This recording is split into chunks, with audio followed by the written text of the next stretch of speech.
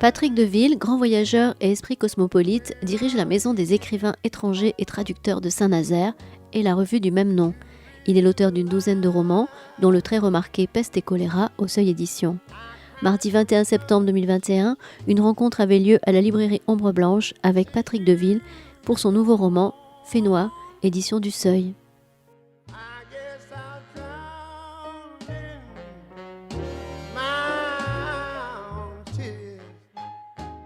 Bonsoir, merci à vous d'être là ce soir. Alors, l'automne est tombé d'un coup, hein, donc on va se faire un petit retour sous les tropiques avec Fénois de Patrick Deville. Patrick, merci de nous faire l'amitié de venir à chaque fois, presque. Merci de m'inviter à chaque fois. Alors je ne suis pas le seul, je sais, à être un vrai fan de ce double tour du monde que vous êtes en train de nous préparer, dont Fénois, qui vient de sortir là tout juste. Ça, c'est sans la couverture. J'en ai un avec la très belle jaquette Fénois, qui est... Alors, je vous l'avoue, c'était un épisode que j'attendais vraiment particulièrement. Je savais, parce que la dernière fois que Patrick est venu pour Amazonia, il avait eu la gentillesse de me dire, juste avant de reprendre son avion, où se passerait le prochain. Et vraiment, j'en rêvais comme beaucoup. Je crois, comme vous, parce qu'en fait, les mers du Sud, ça fait directement appel au rêve d'enfant. C'est l'imaginaire enfantin, l'imaginaire de cet émerveillement. Et je crois que c'est quand même un petit peu de là aussi que parle le livre, avec Pierre Loti, qui est au début du roman, mais aussi avec votre expérience personnelle. Oui, enfant, il n'y avait pas Pierre Loti. Non. Les premières images que j'avais enfant, j'ai grandi, enfin ça c'était Tabataba, dans un hôpital psychiatrique à l'extrémité de l'estuaire de la Loire, un ancien lazaret pour marins infectés. Donc là, c'était plutôt Jules Verne, etc. Même si la boudeuse de Bougainville est passée devant en 1768 pour faire escale à Mindin avant de prendre la mer après le détour par Brest pour son armement. Mais non, enfance, c'était deux choses. C'était d'une part mon père, qui n'a jamais voyagé, s'était pris de passion pour l'expédition du Norvégien Thor Heyerdahl sur le Kon-Tiki et m'avait raconté cette histoire qui l'emballait, et qui donc évidemment moi aussi m'emballait. Et puis au tout début des années 60, j'ai découvert Tahiti en même temps que le procédé photographique Kodachrome. Il y a quelque chose sur l'histoire de la photographie aussi dans ce livre. Et donc l'aéroport de Papeete-Wha'a a été inauguré en 1960, c'est-à-dire que jusqu'en 1960, on ne pouvait pas se rendre directement à Tahiti. À partir de 60, c'était beaucoup plus simple, enfin quand même pour quelques Richards, hein, mais enfin voilà, c'était quand même plus simple de s'y rendre. Et donc il y avait ces publicités d'Air France avec ces couleurs Kodachrome, criardes, acidulées, et ce bleu-vert des lagons, les pirogues à balancier, les cocotiers, etc. Et bon, je ne sais pas si vous connaissez l'estuaire de la Loire, mais le paysage est extrêmement différent. Et donc, je me demandais si Tahiti existait vraiment. Ça c'est le point de départ. Ce livre est aussi un livre d'enfant pour ça. Cette espèce de formule magique, Tahiti. Est-ce que ça existe vraiment? Est-ce que j'irai un jour, etc. Et puis ensuite, adolescent, dans les années 70, l'image a complètement changé parce que c'était le moment des essais nucléaires au Tuamotu. Et donc, comme la plupart des adolescents de mon âge et de cette époque des années 70, j'étais plutôt contre. Et puis adulte, quand j'ai commencé à y séjourner, là, le point de vue était un peu différent, et c'est plutôt la fin du livre avec ces mouvements indépendantistes et l'éventuel avenir. Voilà, ce sont trois temps, quoi, de l'enfance, de l'adolescence et de l'âge adulte. On y reviendra, en tout cas sur les essais nucléaires et sur la fin du livre. Mais peut-être avant avant de détailler tout ça, il y a quelque chose sur lequel je voudrais vous entendre, c'est sur la construction du roman. Parce que donc, le projet Abracadabra, hein, qui va prendre 2 fois deux fois le tour du monde en 12 livres, donc 6 livres pour pour avoir bouclé le premier tour du monde, 6 livres pour boucler le deuxième. Là, on est sur le deuxième livre du deuxième tour du monde. Alors, vous m'expliquerez aussi le Eastbound et Westbound, pourquoi vous avez changé, mais bon. Merde, je suis perdu, moi. Le premier tour du monde, les 6 premiers livres, c'est un tour du monde Eastbound, de Amérique centrale, puis ensuite une traversée équatoriale de l'Afrique de Sao Tomé et Principe à Zanzibar dans l'Indien, et puis Kampuchea autour du procès des Khmers rouges à Phnom Penh, et encore un peu plus à l'est, peste et choléra qui se termine à Nha Trang, au bord de la flaque, de l'autre côté de laquelle il y a le port d'Acapulco, où arrive Malcolm Lowry, et puis Antonin Artaud part du côté Caraïbe sur la ligne régulière Veracruz, La Habana, Saint-Nazaire. Et donc Tabataba, le français, est le 6e, et c'est à la fois un tour de la France au volant pendant 2 ans et un demi-tour sur moi-même, parce que je suis français, et géographiquement pour repartir pour un tour du monde westbound, comme on dit dans la marine, donc dans le premier Amazonia dans l'autre sens, de Belém sur l'Atlantique aux Galapagos dans le Pacifique. Là où s'arrête Amazonia. Voilà, et Amazonia s'arrêtait sur la plage de Tortuga Bay aux Galapagos, et avec mon fils, nous imaginions le départ du Beagle sous voile empli de tortues à déguster en route, avec à son bord le naturaliste Charles Darwin. Et le Beagle, à ce moment-là, met le cap sur Tahiti. Et là, avec mon tapis volant, j'ai fait en sorte d'arriver avant Darwin à Tahiti pour l'accueillir. Voilà, c'est un peu la progression. Oui, alors, le Westbound, c'est aussi la façon dont les îles de Polynésie ont été colonisées, ont été peuplées petit à petit. Oui. Donc ça, dans ce voyage dans le temps, c'est aussi... N'hésitons pas sur le terme de colonisation, parce que là, il s'agit de colonisation au sens propre, de colocare, de cultiver. C'est le terme propre. Et effectivement, et contrairement à ce que essayait de prouver le Norvégien Hjordahl, puisque lui était parti avec son radeau en roseau tortora de Callao au Pérou, avec l'hypothèse que les îles polynésiennes auraient pu avoir été colonisées donc, par des Indiens d'Amérique latine, de l'Est vers l'Ouest. Il est parvenu à mener cette expédition. Néanmoins, on sait aujourd'hui que le peuplement s'est fait dans l'autre sens et que les populations sont venues de l'Ouest. Ils étaient bien meilleurs marins que ce qu'on pouvait laisser. Enfin, ils ne se sont pas laissés dériver. Ça a été des peuplements très... Mais ça, les premiers navigateurs, enfin principalement Cook, lorsqu'il rencontre ce personnage fascinant, Tupaia, est très impressionné, puisque c'est un peuple qui navigue, évidemment, sans les instruments de navigation du XVIIIe siècle, sans le compas, et qui ont une connaissance très, très... Il n'y a pas non plus de cartographie, et pourtant il y a une connaissance de la mer, des vents, des courants marins, qui est très, très grande. Mais ça, Cook, qui est un très grand navigateur lui-même, le comprend.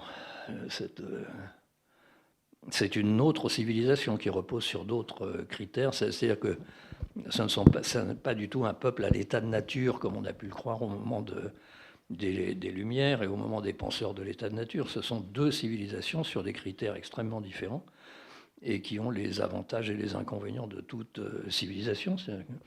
Et donc avec une industrie très développée, mais ignorant le métal. Enfin, c'est toute l'histoire des clous.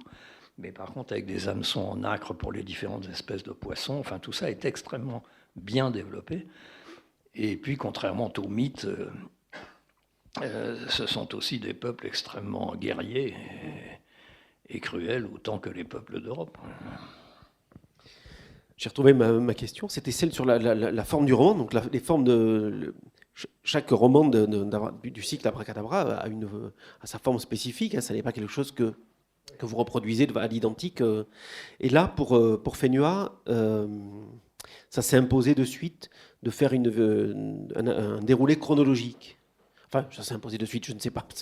Si, c'était dans le protocole. Mais effectivement, ces livres ne sont pas faits au moule. Chacun a une forme très particulière. Et autant dans le précédent Amazonia, j'avais privilégié la progression géographique. Et donc, privilégiant la progression géographique, c'est-à-dire la remontée du fleuve Amazone, puis des affluents, la cordillère des Andes, la côte à Guayaquil équatorienne, puis les Galapagos, mais privilégiant cette progression géographique, il n'y a pas de déroulé chronologique. Les histoires viennent géographiquement à l'endroit où se trouve le narrateur. Pour Fénois, j'ai décidé de l'inverse, c'est-à-dire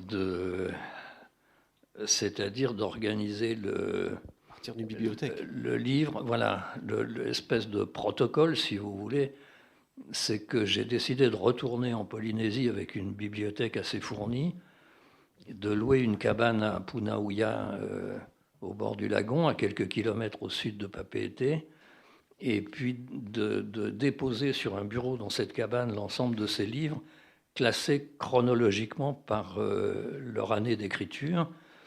Et bon, je voulais aussi une expérience de solitude, c'est-à-dire que je suis resté 3 mois dans cette cabane absolument seul, et j'ai lu ou relu ces livres dans l'ordre chronologique.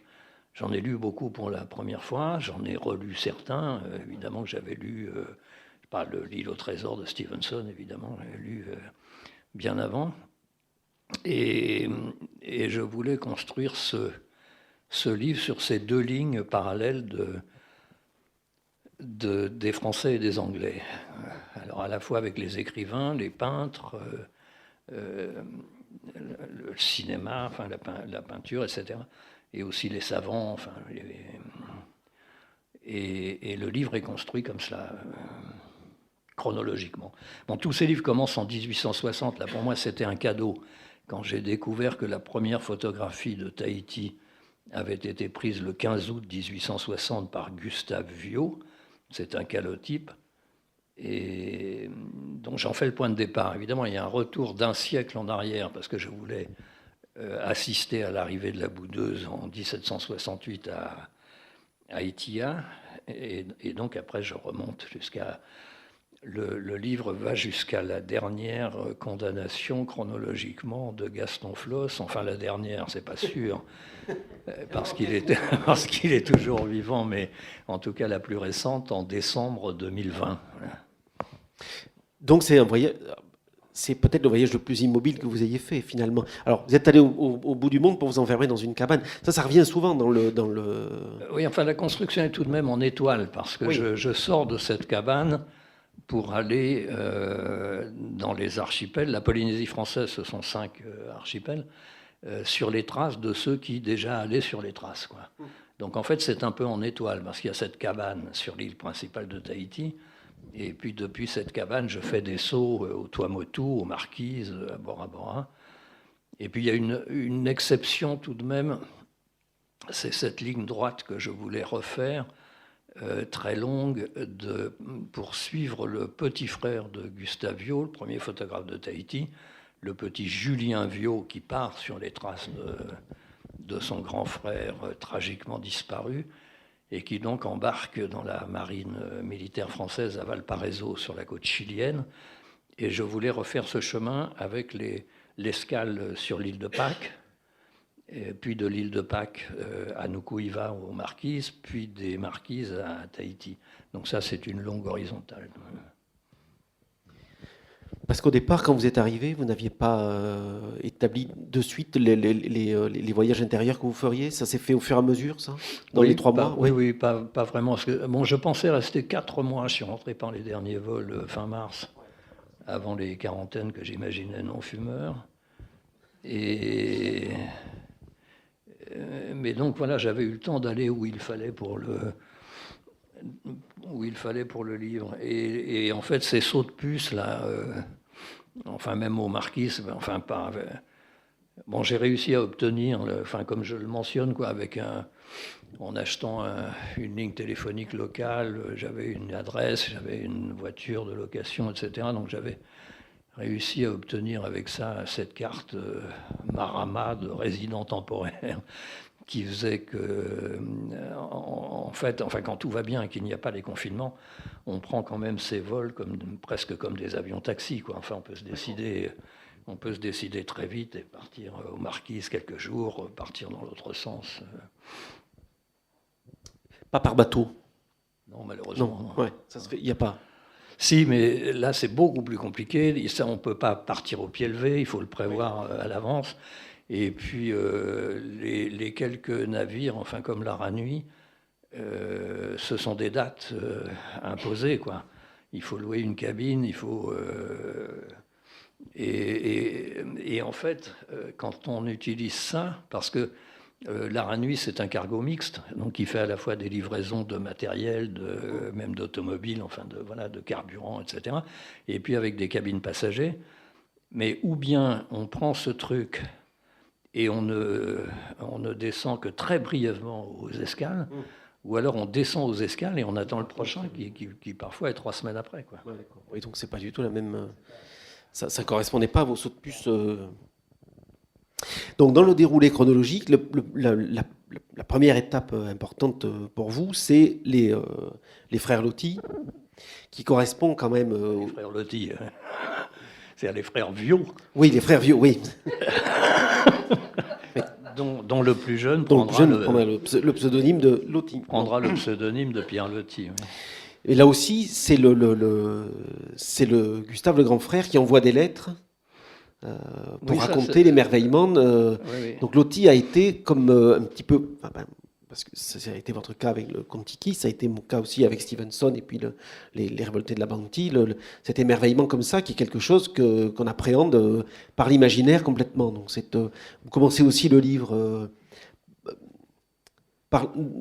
qui va évoluer au fil des aventuriers, des explorateurs, des poètes, des peintres qui vont se succéder. On commence aussi avec le territoire de l'enfance. Oui, bien sûr, avec ce jeune Julien Viau. Il y a une espèce de constante qu'on peut lire à la fois dans les œuvres littéraires, dans les reportages, et même chez les peintres. Il y a cette espèce de constance de toujours arriver trop tard à Tahiti. Ça, c'est assez curieux. Progressivement, en lisant tous ces livres, on le voit. Enfin, à quelque époque que ce soit, ceux qui arrivent regrettent de ne pas avoir connu Tahiti avant. Et en fait, ça, c'est quelque chose qui vient depuis le XVIIIe. Enfin, ce pays complètement mythique, édénique, qui en fait n'a jamais existé. Mais donc, voilà. Et s'agissant du jeune Julien Viau, c'est assez touchant, ces lettres, puisqu'il a tout conservé. Lui, comme vous le savez, la famille sont des protestants charentais de Rochefort-sur-Mer. Le grand frère, il est médecin, on disait alors chirurgien de marine. Il ne part pas comme photographe, il part comme chirurgien de marine à l'hôpital de Papeete. Et puis il fait venir de France ce matériel nouveau pour prendre des calotypes, procédé nouveau qui permet de procéder à plusieurs tirages d'une même vue. Et il écrit au début beaucoup à son petit frère qui a 10 ans à ce moment-là. Et évidemment, ce grand frère qui est de l'autre côté du monde, ce grand frère qui est sous les cocotiers, ce grand frère qui connaît une vraie reine, Pomaré IV, enfin c'est le rêve absolu de cet enfant. Et puis Gustave Viau meurt à 28 ans de manière tragique dans le sud de l'actuel Vietnam. Il est sur l'île de Pulo Condor, on l'emmène à Saigon, il est mourant, on le met à bord d'un navire, il meurt pendant le voyage du retour. Et après des mises en garde à son très jeune frère en disant, voilà, surtout ne te mets pas dans la boutique maritime, etc.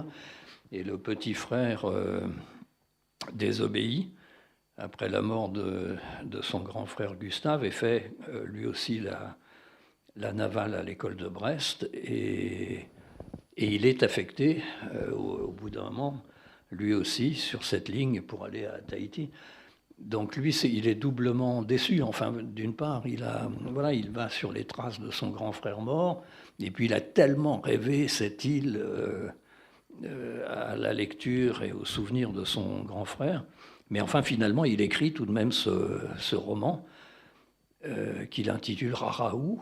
Il écrit ça entre Saint-Nazaire et Cherbourg, 10 ans après, qu'il cabote, toujours dans la marine. Et il envoie ça à la Revue française, non pas la Nouvelle Revue française. Et l'éditrice lui conseille de changer le titre, que Raraou, ça ne va pas, et propose d'appeler ça Le mariage de Loti, ce qu'il accepte. Et finalement, il prend lui-même le pseudonyme de son personnage et devient Pierre Loti. Sur ces gens qui arrivent et qui ont l'impression d'arriver toujours un peu trop tard, vous reprenez une phrase de Loti qui dit « La civilisation y est trop venue aussi, notre sotte civilisation coloniale, toutes nos conventions, toutes nos habitudes, tous nos vices, et la sauvage poésie s'en va avec les coutumes et les traditions du passé. » Là, je crois qu'on touche effectivement quelque chose qui est l'essence même de cette colonisation, de cette tentative d'occidentalisation des îles. Oui, ce qui est très paradoxal, parce qu'en fait, que ce soit Loti, que ce soit Gauguin, que ce soit Ségalen, c'est-à-dire Loti, c'est le début des années 70. Gauguin, il arrive en 91, Ségalen arrive en 1903. Donc c'est sur ces 30 ans, mais qui correspondent ces 30 ans à l'expansion coloniale de la France, un peu partout. Et paradoxalement, ce qui réunit Loti, Gauguin et Ségalen, c'est qu'ils sont des anticolonialistes, passéistes et réactionnaires. C'est ce curieux paradoxe, parce qu'ils sont au moment où en France, la gauche républicaine, c'est Jules Ferry. La colonisation française de la fin du 19e, c'est Jules Ferry, c'est la gauche républicaine, et ce sont les saint-simoniens, avec cette idée qu'il faut mettre en valeur toutes les ressources de la planète pour le bien de tous, etc. Alors que eux, justement, sont contre cette colonisation, en fait parce qu'ils voudraient que demeurent dans leur passé immémorial les peuples, les Maoris, les Ottomans pour Pierre Loti. Mais c'est aussi parce que la découverte des îles australes, c'était vu comme une nouvelle cité, c'était vu comme le paradis terrestre. Oui, mais ça, plus d'un siècle auparavant. Mais la mythologie, elle reste quand même à chaque fois, elle reste très présente. Parce qu'en définitive, il n'y a pas eu d'exploitation. Il n'y a pas eu d'exploitation comme dans les Caraïbes avec le café, avec Non, oui. La canne à sucre qui a engendré la traite négrière. Le caoutchouc. Là, il n'y avait rien. On avait des îles paradisiaques avec rien. Il n'y a rien à en tirer de la Polynésie. Sauf à culturer les autochtones. Et voilà. Donc, et d'ailleurs, justement, les débats à la Chambre, quand c'est juste après Ségalen, les débats à la Chambre à Paris sont très houleux. Et enfin, vous connaissez la phrase, d'abord, de toute façon, la population française, en grande majorité, était contre l'entreprise coloniale. Et il y avait cette phrase souvent répétée, la Corrèze plutôt que le Zambèze. Mais alors, il y a des endroits qui tout de même rapportaient un peu d'argent. Enfin, en balance, de toute façon, la colonisation était déficitaire. Mais la Polynésie, rien du tout, quoi. Après, il y a eu un peu les phosphates à Makatea. Enfin, voilà, il y a eu une entreprise d'industrialisation de l'île que je mentionne parce qu'elle est responsable de l'arrivée des premiers Chinois. C'est en 1860. Enfin, en 1860, voilà, il y a l'élection de Abraham Lincoln aux États-Unis. Très vite, la Caroline du Nord fait sécession. C'est le début de la guerre civile. Le coton n'est plus récolté, les prix flambent, et donc il y a un Écossais qui cherche un peu ailleurs dans le monde. où il peut faire du coton pour s'enrichir, et il crée une grande plantation avec le soutien des autorités françaises sur l'île de Tahiti. Et comme il est hors de question que les Tahitiens se mettent à récolter le coton, donc il fait du coton, du café et de la canne à sucre pour faire du rhum. Et comme il ne peut pas trouver de main-d'œuvre, il va chercher 1000 coolies chinois, enfin comme on disait à l'époque à Canton, il importe 1000 Chinois. C'est la première et dernière tentative d'industrialisation de l'île. Et à la fin de la guerre civile aux États-Unis, évidemment, les prix du coton s'effondrent, il est ruiné, il ne peut pas respecter son contrat de rapatrier les Chinois. La France s'en lave les mains, les 1000 Chinois sont abandonnés sur l'île. Et c'est le premier peuplement chinois de Tahiti. Mais donc, pour le reste, non, ça a toujours été d'un intérêt, disons, géostratégique. Enfin, on le voit bien là, d'ailleurs, avec l'histoire des sous-marins depuis une semaine. L'intérêt là d'y demeurer, c'est ça. C'est la position. Depuis le Brexit, la France est la dernière puissance européenne présente dans le Pacifique Sud. Et tout le monde cherche à l'évincer, enfin davantage les Chinois que les indépendantistes d'ailleurs. Il y a quand même une façon que la France trouvera pour exploiter à fond les atolls, c'est faire les essais nucléaires dans les années 60, où là finalement, ce sera des terres qui auront été entre les atolls et le fond du désert algérien. On aura trouvé un endroit pour rentabiliser l'investissement parce qu'il y a cette notion-là. Vous le dites très clairement à la fin. Dire l'État va balancer énormément d'argent pour laisser faire les oui, ce qui a bien davantage bouleversé la Polynésie française que tout le reste, c'est le centre d'expérimentation du Pacifique.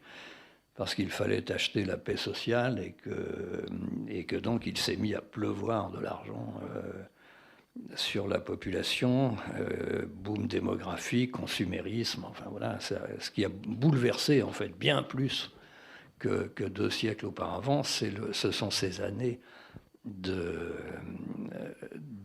essais nucléaires, enfin comme vous le savez, l'aéroport dont je parlais tout à l'heure en 60, c'est quand même 2 ans après l'arrivée de Gaulle au pouvoir, avec des idées tout de même davantage explosives que touristiques, puisque c'est le moment où en effet les essais allaient devenir impossibles au Sahara.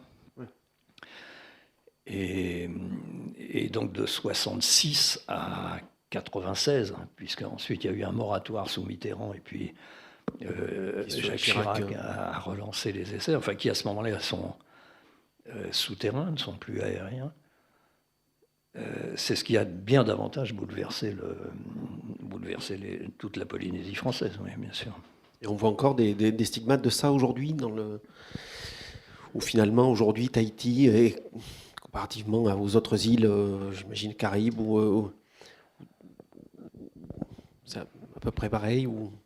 Paradoxalement, on s'aperçoit aujourd'hui, parce que je rencontre l'amiral Le Breton, puisque par tradition c'est un marin qui chapeaute l'ensemble des forces armées à Tahiti, mais je voulais surtout l'interroger sur les rapports entre le pays et l'État, et comment l'armée française au milieu était le cul entre 2 chaises, entre le Fénois, puisque le Fénois c'est le pays, avec de très larges prérogatives, puisque c'est un régime très autonomiste, et puis de l'autre côté l'État qui est à Paris. Et donc, à ce moment-là, en effet, il est toujours responsable du centre d'expérimentation du Pacifique, l'amiral, puisque ça n'est pas fini cette histoire. Il faut surveiller comme le lait sur le feu ces atolls dont on pense. C'est-à-dire que paradoxalement, les essais souterrains présentent des risques plus grands que les essais aériens. Il y a eu pas mal d'essais aériens. Alors on sait qu'il y a eu quelques déboires, disons. Principalement, je crois, en 1974, un subit mouvement des vents qui ont changé de direction, etc., qui aurait pu toucher jusqu'à la presqu'île, etc. Bon, ça, il y a un grand plan. Olivier Véran est allé, avant Macron, là, reprendre ces trucs, il y a des indemnités, etc. Ça concerne les essais aériens. Mais ensuite, quand on s'est mis aux essais souterrains, donc là, il n'y a plus ce risque de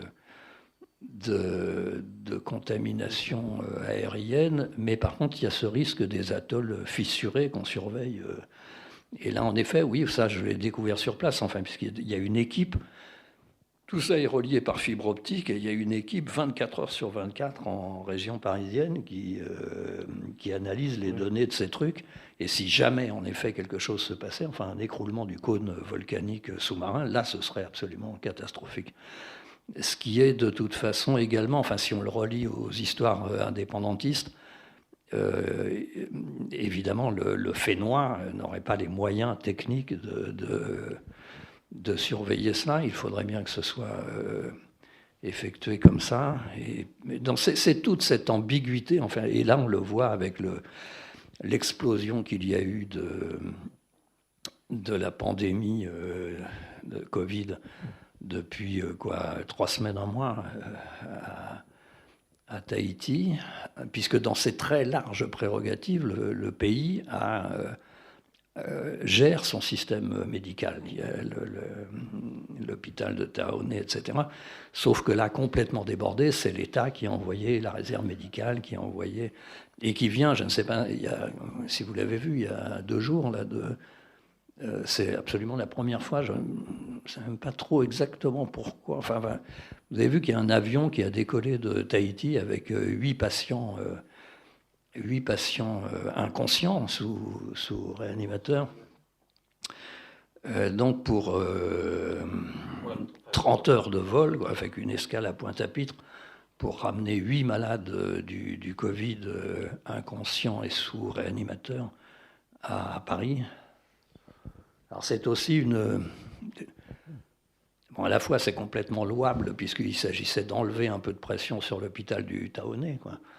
En même temps, enfin, c'est assez curieux, ça se passe en même temps que cette histoire des sous-marins, parce que vous voyez, cette continuité territoriale, parce que là, c'est tout de même, c'est-à-dire, c'est 100 000 euros par patient, le coût de cette évacuation. Mais donc voilà, il y a cette idée de continuité territoriale qui est tout de même très très difficile à maintenir en cas de problème, justement. Quand tout va bien, bon voilà, l'armée française se charge de ce qu'ils appellent les EVASAN, les évacuations sanitaires, un atoll sur l'autre, etc. Et de la police maritime dans la zone économique exclusive. Mais en cas de graves problèmes, donc là on le voit d'une manière sanitaire, ou s'il y avait un problème géologique, enfin post-nucléaire, ouais. Là, de la même façon, ce serait très très compliqué.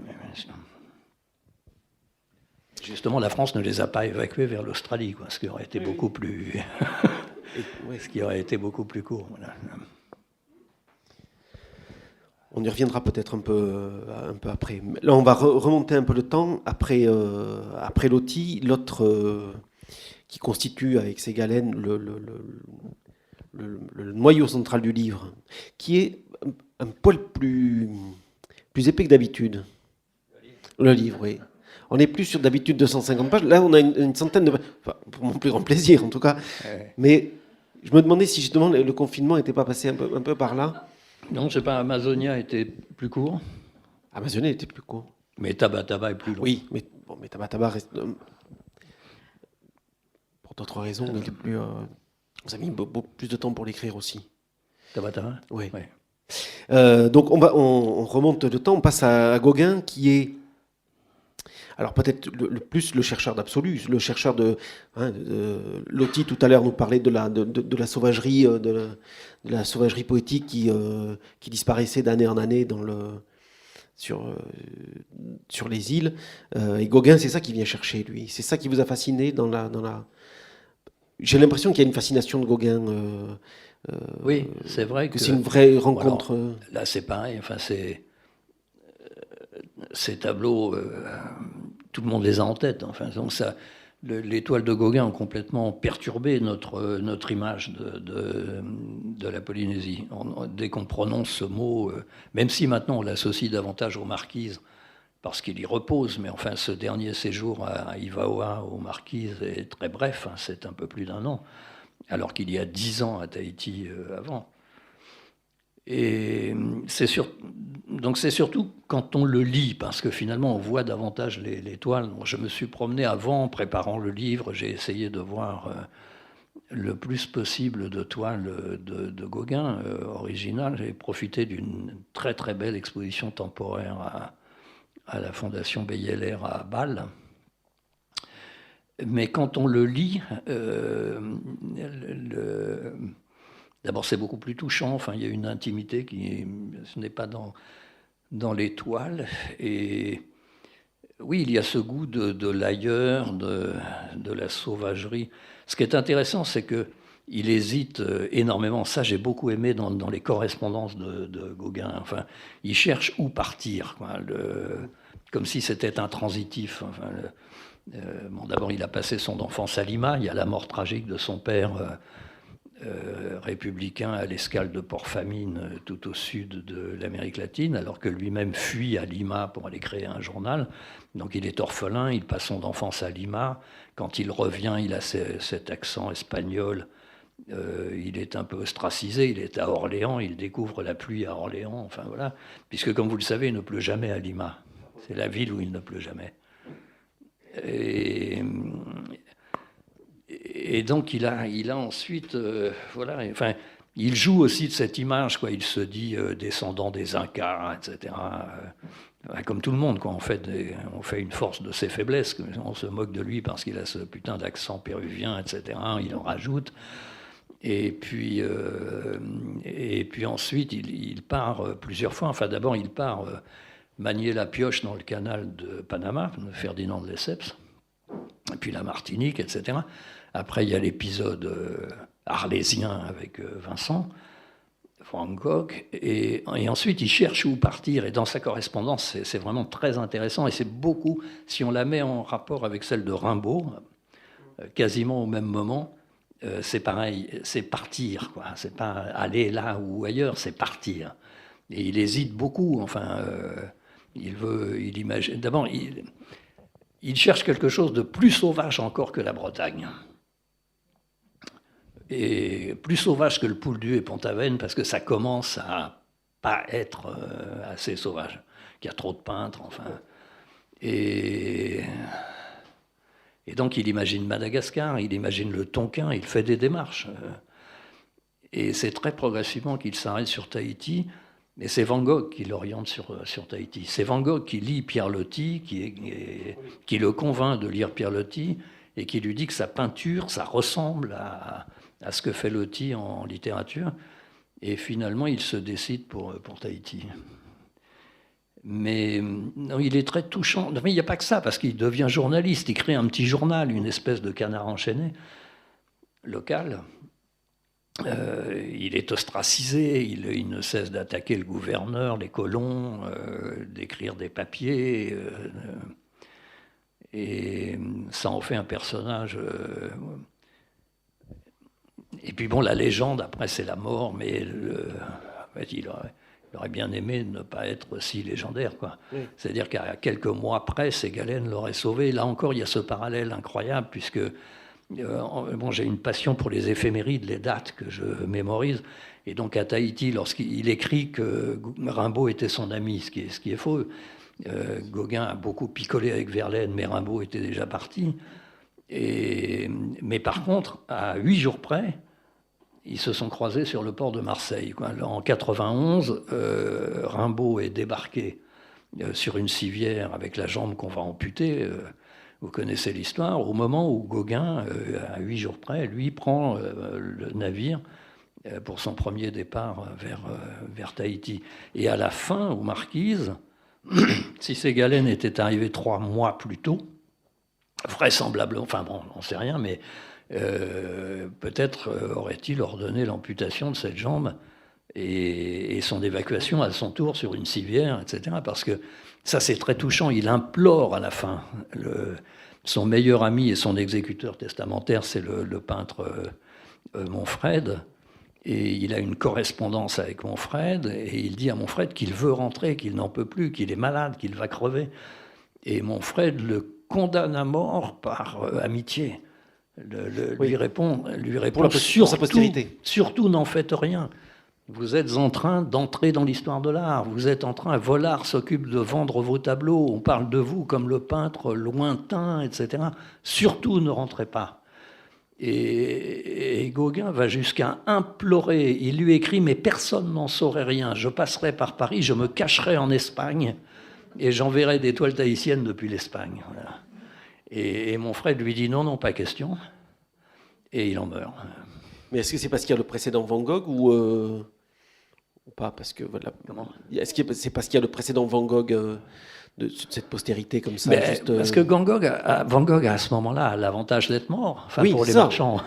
Donc, non, mais c'est ce que peut-être se dit Monfred. Il se dit, s'il meurt comme Van Gogh est mort, il prendra la même direction. Et Vollard, bon, puis grâce à la veuve de son frère, la veuve de Théo, quoi, qui a été une femme d'affaires extraordinaire, qui a fait monter les codes de Van Gogh, ça évidemment.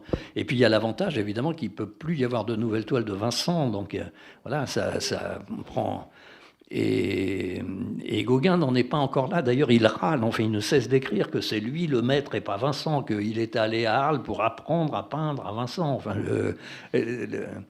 et c'est Vollard qui lui paye une pension pour être aux Marquises et envoyer des lots de toiles. Et au moment, puisque Van Gogh finalement meurt en 1903, et je fais cette hypothèse que de toute façon on ne saura jamais, puisqu'il lui interdit complètement de rentrer et il meurt. Mais Vollard, à ce moment-là, il commence à vendre des toiles d'un très très jeune peintre espagnol, Picasso, quoi. Et donc évidemment ça aurait chamboulé tout son marché, enfin que ces deux-là se mettent à picoler ensemble à Barcelone, etc. Enfin, voilà, Ça roulait plus. Alors, Gauguin termine sa vie dans les îles du Pacifique et Ségalène la commence là. C'est-à-dire, il y a la fin du grand rêve de sauvagerie de Gauguin, il est là. Et pour Ségalène, il y a une rotation qui s'opère. C'est plus exactement le grand rêve de la sauvagerie. C'est parce que lui, la sauvagerie, il la trouvera beaucoup plus loin. Mais il y a quelque chose dans ce qu'il appelle l'exotisme et le réel avec un R majuscule, Ségalène. C'est une recherche. C'est déjà presque plus le même type d'aventurier, Ségalène. Non, mais il doit énormément à Gauguin, enfin, puisqu'il arrive à Tahiti, il est médecin de marine, chirurgien de marine, médecin à l'hôpital de Papeete à bord de la Durance, comme l'était un demi-siècle plus tôt Gustavio. Et en fait, il connaît déjà Gauguin. Son but est d'aller voir le maître sur l'île d'Ivaoa. Et malheureusement, pour une histoire de cyclone qui va complètement retarder l'opération, on l'envoie en opération pour évacuer des populations frappées par le cyclone, il n'ira sur l'île d'Ivaoa que plus tard, après la mort de Gauguin, et il est officiellement chargé par le gouverneur de récupérer ce qu'il y a dans le Faré pour rapporter tout cela à Tahiti. Et Ségalène va se mettre à lire les carnets de Gauguin. Enfin, il doit beaucoup et il va entreprendre l'écriture de son livre Les Immémoriaux, qui est une espèce d'anti-Loti, quoi, contre l'exotisme de Loti, etc. Qui est très peu lu, ça paraît un conte d'auteur. Enfin, ce qu'il y a de particulier avec Ségalène, c'est qu'il est né posthume, quoi. Enfin, parce qu'après, il y a la Chine, etc. Mais de son vivant, il publie très très peu de choses. Enfin, ensuite, il y a Stel, mais il y a très très peu de choses. Mais après la Chine, et puis il meurt au Helgoat jeune, enfin, se suicide vraisemblablement, enfin, sans toute probabilité. Mais Gauguin a complètement orienté sa vie. Oui. Même si après, il y a la Chine, la grande aventure de Ségalène, c'est quand même la Chine. Oui, mais c'est une deuxième étape. Mais c'est une deuxième étape. La machine était déjà lancée. Absolument. Et puis il y a autre chose. Et je crois que c'est là aussi qu'il y a peut-être les 100 pages de plus dans votre livre. C'est ce qui les unit tous, c'est la Bretagne. C'est-à-dire qu'en fait, ça regorge de breton. C'est un livre beaucoup plus breton qu'il n'y paraît, parce que bon, d'abord, moi, je suis nazérien. J'ai fait de Saint-Nazaire le centre du monde. Et c'est là que, d'abord, Loti cabote de Saint-Nazaire à Cherbourg quand il écrit Raraou. C'est à Saint-Nazaire que Gauguin embarque pour le Panama, aller creuser le canal. Et donc, évidemment, je voulais voir et enquêter au Pouldu, à Pont-Aven, pour Gauguin. Il y a l'école navale de Brest qui est très présente dans tous ses livres, puisque tout cela passe par l'école navale de Brest. Et puis, jusqu'à ensuite Dinard pour Alain Gerbaud. Oui, aussi. Et puis au centre, le Huelgoat, où meurt Ségalen. Oui, oui. Il y a même des nouveaux qui apparaissent dans la petite bande. Claude Farrer, qu'on n'avait pas... Pas du tout. Pas du tout. Il était déjà dans ma petite bande, Claude Farrer. Je l'avais raté, celui-là. Il est assez présent dans Campuchea. Oh. Ouais. Il est assez présent dans Campuchea, mais effectivement, là, il revient pas mal. Il revient pas mal, oui, parce que c'est lui qui écrit la guerre franco-allemande à Tahiti en 1914, enfin la destruction par bombardement d'une grande partie de la capitale Papeete par des bombardements allemands tirés depuis les cuirassés en septembre 14. Non, mais Claude Farrer, il était dans Campuchea parce qu'il a obtenu ce prix Goncourt avec Les Civilisés, qui est un roman dont l'action est à Saïgon. Et puis Claude Farrer, il est marin pendant un moment sous les ordres de Pierre Loti, quand ils sont stationnaires sur le Bosphore. Mais après, à Istanbul, quoi. J'ai pas encore le temps de trop lire Claude Farrer. Non, mais Claude Farrer, voilà. Et puis Claude Farrer, mais finalement, il y a des événements que je raconte deux fois, vus d'un côté, vus d'un autre. Quoi. Et donc, le dernier président de la République française qui a été assassiné à coups de feu en 1932, Claude Farrer était à son côté et il a pris des pruneaux dans le ventre. Voilà. Et puis, il était à bord du voyage inaugural du Normandie, construit à Saint-Nazaire, comme vous savez, en 1935, où chaque journal, c'était le début de la TSF, chaque journal avait envoyé un écrivain. À l'époque, les écrivains étaient beaucoup plus, je pense, on verrait aujourd'hui des animateurs de télévision, mais chaque journal avait un écrivain à bord. Il y avait Colette, il y avait Blaise Cendrars, et il y avait Lohoff qu'on a oublié, et il y avait Farrer. Ouais. Il y a un autre fait d'armes, Farrer, c'est qu'il a soufflé son siège à l'Académie française à Paul Claudel. Ce qui a dû bien le contrarier. Absolument. Oui. Non, il y a une autre... je ne sais pas s'il est nouveau dans la bande, mais une figure que je trouve que vous prenez énormément de plaisir à raconter son histoire, c'est Kai Dong. Oui, Kidong. Kidong, pardon. Oui. Ah oui, non, lui est nouveau. Oui. C'est une vie, là aussi... Lui est nouveau et il n'aura pas une longue carrière, je pense, parce que j'ai écrit tout ce qu'on pouvait écrire, je crois, sur Kidong. Mais c'est lié au Vietnam. Enfin, c'est aussi ce goût de l'enquête, quoi. J'avais appris l'existence de Kidong en 1912 à Papeete. Ouais.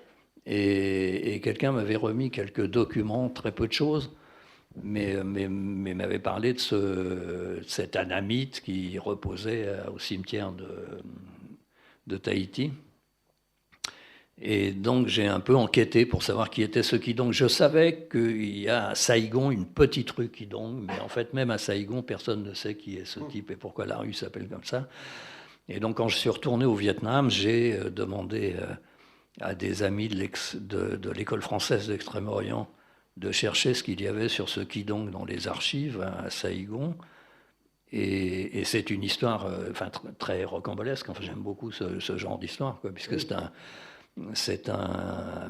il est 2 fois déporté par la France. Kidong, ça, c'est pas son nom véritable, ça signifie l'enfant merveilleux. Il naît dans le nord de l'actuel Vietnam, au Tonkin, juste après l'installation du protectorat français. Et les populations autour de lui pensent qu'il est doué de pouvoirs surnaturels. Il peut marcher sur l'eau, les balles le traversent, on peut l'enterrer vivant, il revient, etc. Et donc des gens s'assemblent autour de lui. La cour impériale de Hué lui donne une pension, quoi. Enfin, et Paul Doumer, c'est pas Farrer, mais Paul Doumer, qui est gouverneur général à ce moment-là, voit bien que c'est emmerdant ce môme-là, son corps défendant. Et comme il est très brillant, enfin on le fait venir, on voit que c'est un gamin très très brillant. on décide de l'expédier à Alger, au lycée, où il fait de brillantes études.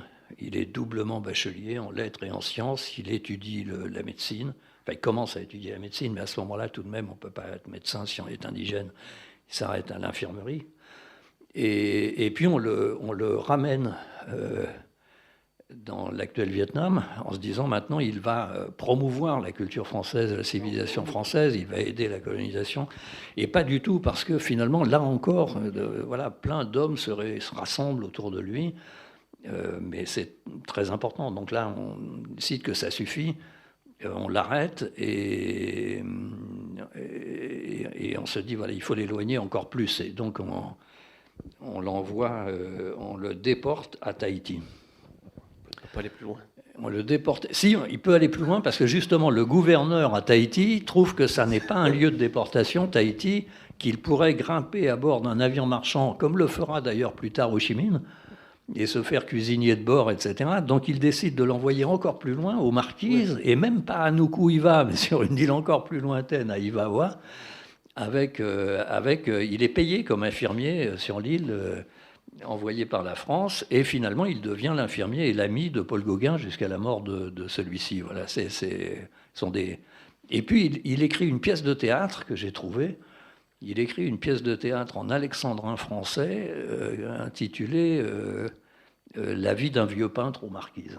Et il fait un peu de peinture avec Gauguin. Enfin voilà, tout ça est...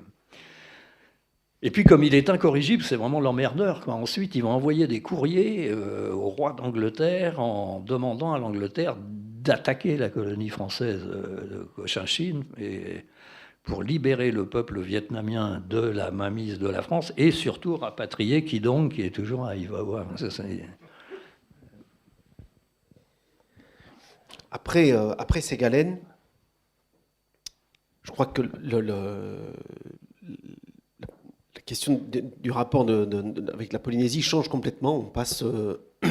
On arrête avec ces grands provisoirement, parce qu'on les retrouvait avec Gerbaud et Moitessier, mais on arrête provisoirement avec ces personnages qui cherchent ou le bout du monde ou qui cherchent la sauvagerie, et on tombe dans. Alors j'ai beaucoup aimé ça, ce passage entre Hollywood, Matisse, Simenon, où on est dans l'ère du tourisme déjà.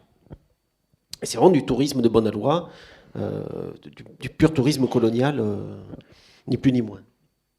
Oui, c'est plus porté par un rêve, par un idéal.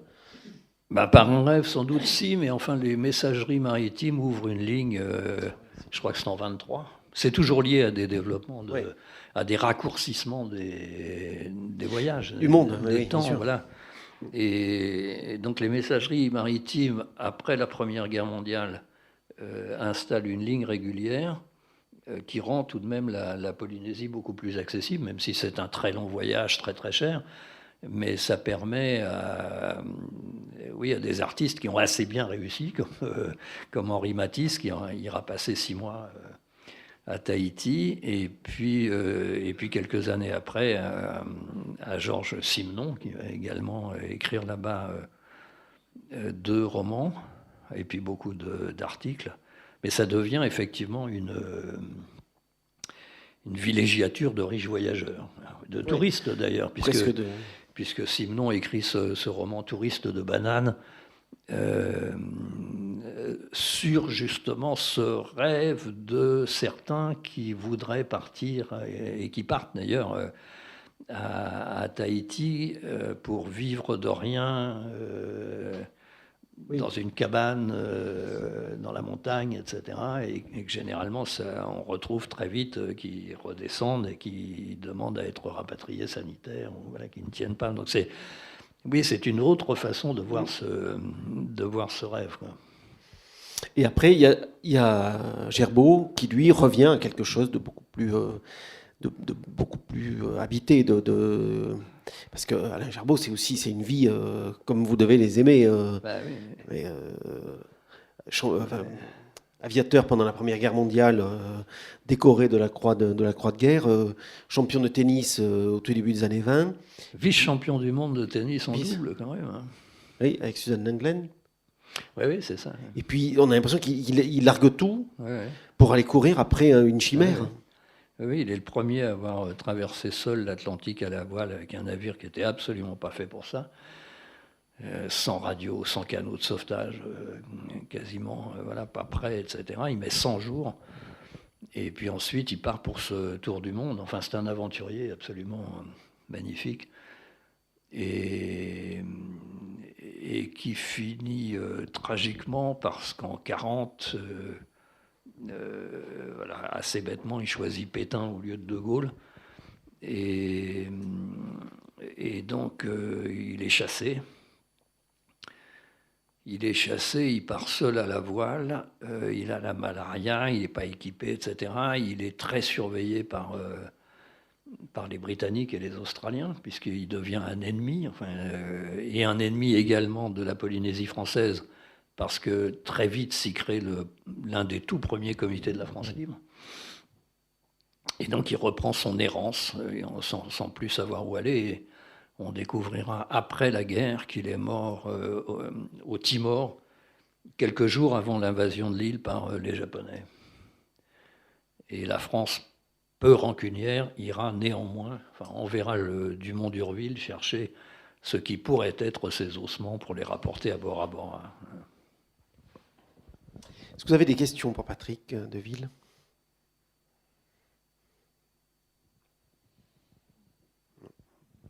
Peut-être.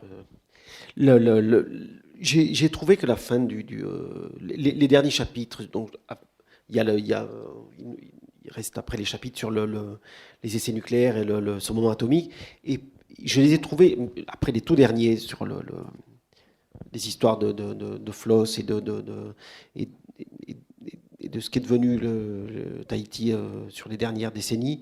Je les ai trouvés très tranchants, presque un peu amers. C'est une vision de ma... Enfin, le rêve est complètement...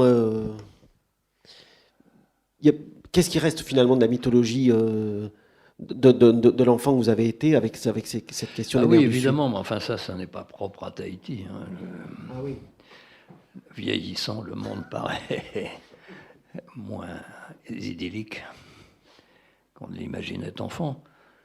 Mais non, les derniers chapitres, évidemment, c'est contemporain. Alors, je voulais rencontrer l'amiral de la flotte, je voulais rencontrer Moetai Brotherson, qui, d'une part, est un bon romancier, et d'autre part, est un député au Palais Bourbon à Paris, qui fait donc des allers-retours entre Papeete et Paris, et qui, à côté de cela, est le numéro 2 du parti indépendantiste. Puis, je voulais reprendre cette histoire de Gaston Floss et de Oscar Temaru sur la politique. Mais non, mais la fin tout de même, c'est à Bora Bora, et c'est tout de même un hommage par-delà tout cela à la beauté absolument incroyable. Et je parle de la noyade, près de ma cabane, d'un jeune plongeur de Bora Bora, et de non pas l'enterrement, mais de la cérémonie marine que la famille a organisée en entrant dans l'eau jusqu'à la ceinture, en mettant des fleurs. Et là, on atteint à quelque chose d'immémorial. Je crois qu'il reste cela tout de même. Il reste quelque chose de la Polynésie, mais également chez les Marquisiens. Enfin, voilà, ce type que je côtoie pendant quelques temps à Nukuiva, qui est un taipi. Non, il reste voilà, quelque chose. Ce n'est pas d'une noirceur. Non, pas du tout. Hein. En tout cas, je ne l'ai pas souhaité du tout. Non, et sinon, les histoires de Gaston Floss, Oscar Temaru, tout ça, bon, c'est des foutaises de la politique, mais enfin, c'est la même chose à Toulouse. Non, pas à Toulouse. Non, mais je dis Toulouse. Non. Mais disons Strasbourg. Oui, madame. Attendez, je vous amène le micro. Je voulais savoir si vous aviez eu entre les mains un roman de Paul Garden qu'il présente, mais malheureusement j'ai oublié le titre. Vous voyez qui je veux dire, Paul Garden ? Oui, mais je n'ai pas absolument pas... Cet auteur lyonnais qui a disparu très rapidement, qui a très peu écrit. Et il a une peinture terrible de la société coloniale à Tahiti, ou enfin dans cette région. Je voulais savoir si vous aviez vu ça. Non, parce que vraisemblablement je l'aurais utilisé d'ailleurs.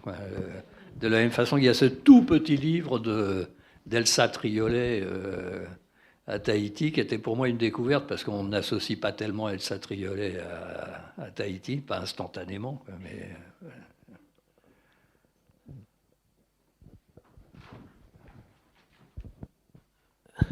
Oui, je trouve la fin du livre absolument superbe, et justement, elle vient complètement renverser quelque chose qui monte dans le sens de l'agressivité, de l'amertume, de la pourriture politique, parce d'ailleurs, je crois que le chapitre commence par « Ceci, je n'y crois pas » ou « Je n'y crois plus », je ne me souviens plus exactement de la formulation. Tout cela me semblait faux. Voilà, tout cela me semblait faux. Voilà. Et on bascule doublement, on bascule dans la beauté, cette fois, la saisie de la beauté qui se reçoit sans concept.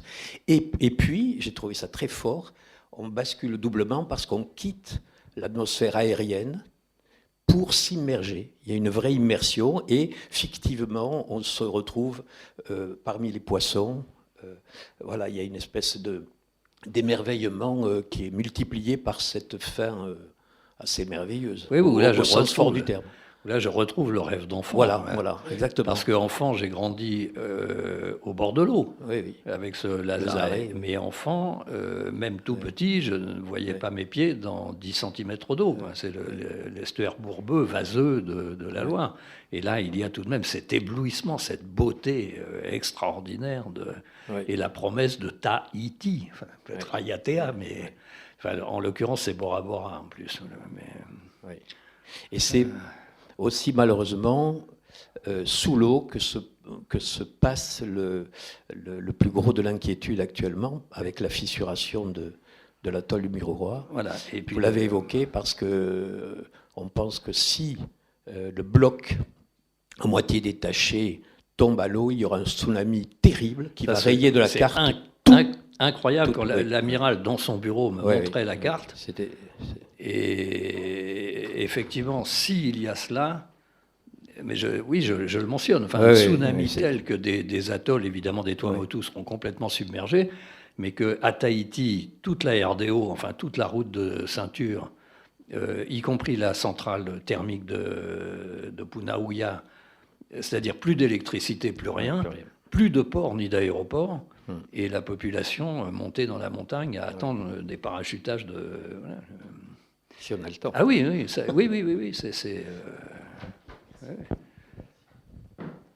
Non, il y a un autre risque sous-marin que je mentionne, puisque évidemment les Chinois sont en embuscade, non pas les Chinois du fait noir, mais les vrais Chinois de la République populaire. Et il y a cette histoire de l'affermage éventuel de l'atoll de Hae par le pays à une entreprise chinoise sous des prétextes aquacoles, mais avec cette inquiétude parce qu'il y a apparemment, de racler les fonds marins pour récupérer ces nodules de métaux rares, etc., qui est vraisemblablement une prochaine richesse de la zone. Voilà.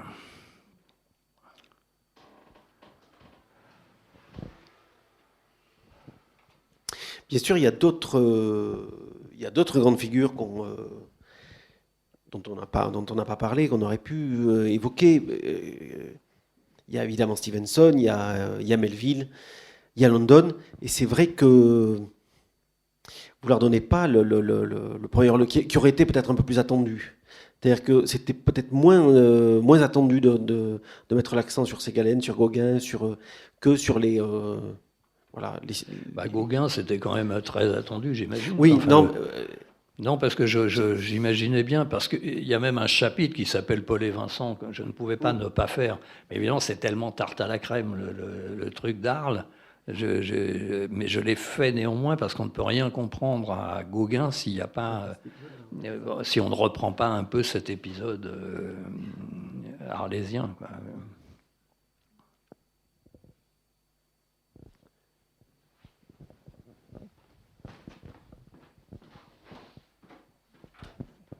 Oui, je reviens à votre rapprochement de Gauguin et Rimbaud.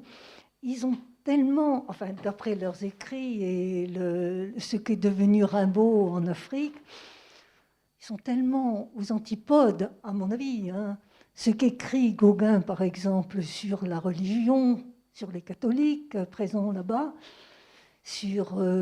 justement sur les colons qui sont là-bas, et le rôle de Rimbaud comme marchand, enfin, tout le monde sait ce qu'il a fait là-bas. Vous voyez, c'est ce rapprochement, moi, quand vous me racontez qu'ils ont failli se rencontrer à Marseille, ça me choque, vous voyez. Je trouve qu'ils sont tellement loin l'un de l'autre. Ah oui, pas tant que ça. Vous l'avez lu ou pas, Fénois? Avez-vous lu Fénois? Non, et oui, parce que c'est en vente libre, on vient de faire. Non, je plaisante, mais non, vous verrez, je ne partage pas du tout ce point de vue. Et donc, je mentionne un article qui était pain béni pour moi, écrit par Gauguin dans son petit canard à Papeete, celui dans lequel il prétend qu'il vient d'apprendre la mort d'un ami, Rimbaud. Donc il faut prendre le terme d'ami au sens artistique, puisque d'une part, il est quand même très douteux qu'il eût appris si tard la mort de Rimbaud, parce que cet article, c'est 98, et que Rimbaud, c'est 91, c'est 7 ans après la mort de Rimbaud. Donc d'une part, il y a ça, même avec l'éloignement. Mais en fait, dans cet article, il utilise Rimbaud pour faire un autoportrait. Et donc, il montre bien tout ce qu'ils ont en commun, comment ils sont ostracisés parce qu'ils sont des artistes. Et il fait une vie parallèle dans cet article entre Arthur Rimbaud et Jean-Baptiste Marchand. C'est Fachoda. Alors là aussi, pour moi, j'étais très heureux de découvrir cet article, parce que Fachoda, c'est aussi un gimmick qui revient dans ses livres. J'ai écrit Fachoda une fois dans Équatoria, puisque c'était le propos, enfin, et puis je l'ai réécrit dans Taba quand je suis allé à Khartoum, parce que je voulais voir le lieu de la bataille d'Omdurman, et puis la remontée du Nil par Kitchener pour aller régler leur compte aux Français à Fachoda. Et donc à Tahiti, je pense qu'il est assez étonnant que beaucoup de gens passants doivent s'étonner qu'il y ait à Tahiti un pont de Fachoda. Et il y a un pont de Fachoda à Tahiti parce qu'au moment de Fachoda, au moment du bras de fer terrible entre la France et l'Angleterre, alors que la France envoie des navires de guerre au large de Brest, au large de Bizerte, enfin voilà. Mais donc la France, à Tahiti, a très peur d'un débarquement anglais. Et on se met à construire une redoute, des défenses militaires et un pont pour y accéder, ce fameux pont de Fachoda. Et Gauguin écrit un parallèle entre Marchand, donc Jean-Baptiste Marchand, le militaire, donc inculte, très peu de formation, etc. Et Gauguin, il a été marin dans la marine nationale, dans la marine de guerre, jusqu'à la guerre de 70. Et à côté de ça, Rimbaud, qui lui voyage pacifiquement, le poète, vous voyez, et donc il fait de lui-même Rimbaud. Voilà. Et par-delà cela, dans leur correspondance, mais c'est ce que je disais tout à l'heure, ce désir sans cesse de partir ici ou ailleurs, ça les rapproche tout de même beaucoup. Mais je ne sais pas quelle image vous avez de... Et puis il y a aussi, justement, Ségalen écrit un livre dans lequel qu'il veut intituler 3 spectres. Et c'est donc Gauguin, Rimbaud et le mathématicien Évariste Galois. C'est-à-dire trois génies, quoi. La peinture, la poésie, la mathématique. Et voilà, Et quand il quitte la Polynésie, Ségalen, après avoir écrit les immémoriaux et justement les traces de Gauguin et tout ça, avant de terminer son tour du monde, s'arrête à Obok et Djibouti et va rencontrer les derniers, enfin les frères Rigas, et avoir rencontré Rimbaud sur place. Merci beaucoup. Merci beaucoup. Merci.